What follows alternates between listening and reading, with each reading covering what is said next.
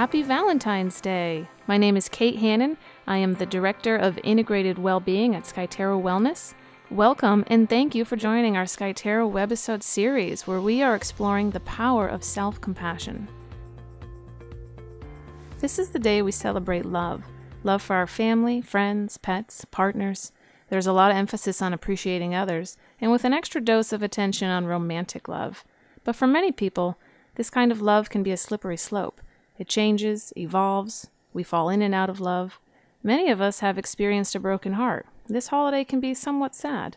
And then there's the caretaker, the one who's always caring for everybody else, expressing empathy and listening, offering endless support. And at the end of the day, when do you take the time to give back to yourself? If you don't, there's often a sense of compassion fatigue, having little energy left to genuinely be there for others. We must begin to have compassion for ourselves first before trying to love other people. This might be the biggest epidemic we're facing right now, the sickness of our lack of loving ourselves. I hear about it all the time in my line of work. So many women and men speaking of their bodies as horrific, disgusting, can't bear to look at myself in the mirror. And as I read the 100th blog post about self-love, I often think maybe the bar is set too high. Perhaps a better place to start is with self-like. You can't fall in love until you fall in like.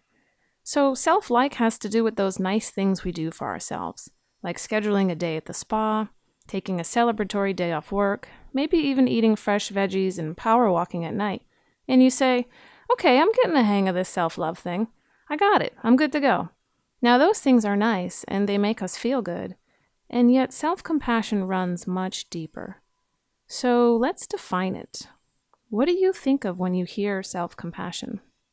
Some will say self-love, self-care, being kind, meditating, warmth, tenderness, mercy, humanity, charity, forgiving ourselves. Yes, now we are on to something. Did the word empathy come to mind? Imagine if you actually treated yourself the way you do your closest friend. You know how you're there for them, listening to them and supporting them. A part of you hurts when they hurt. And you feel this, usually in your stomach, or you know how your skin gets goosebumps when you hear an emotional story? That is empathy. It's as if you're tapping into something very visceral. This is compassion.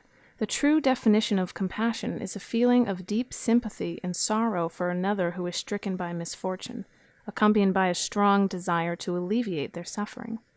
So now imagine having that same empathy for you when you're hurting. This is a radical way of relating. Really, imagine pausing in the middle of a moment when you're beating yourself up about something or telling yourself all the things you should be doing, and you pause. You stop that old tape that's always on repeat. This is a huge part of self-compassion. We're getting down to the real nitty-gritty. To be less hard, a bit softer, and even the most subtle, simple moments that string together to make up your life. Now, we call this a self-compassion practice because if you've been unkind to yourself for a long time, it can feel like hard work. It takes repetition to break the habits of the mind. This self-compassion is more than hearts and flowers. So let's begin exploring the first step today about using mindfulness to change your self-talk.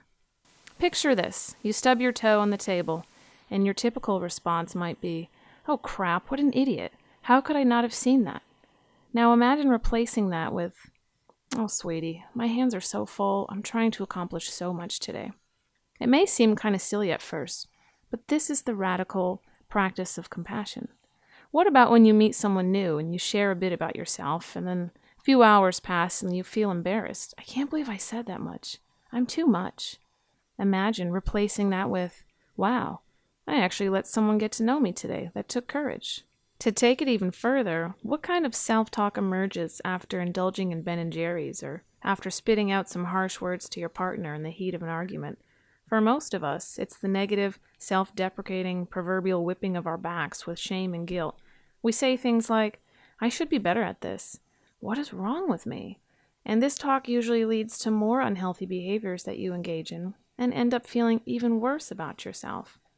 What we're talking about is the dialogue that happens in our heads, the chatter that seems to go on, In Buddhism, they call this mental chatter monkey mind, and most of us know it as part of our type A personalities.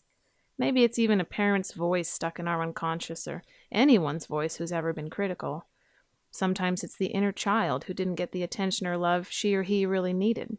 You may know exactly what yours sounds like. That same record that begins to play little blips like, I look different than everyone else.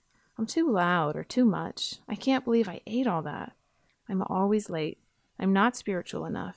I'm disgusted by my body. I feel left out. I don't fit in. I'll always be alone.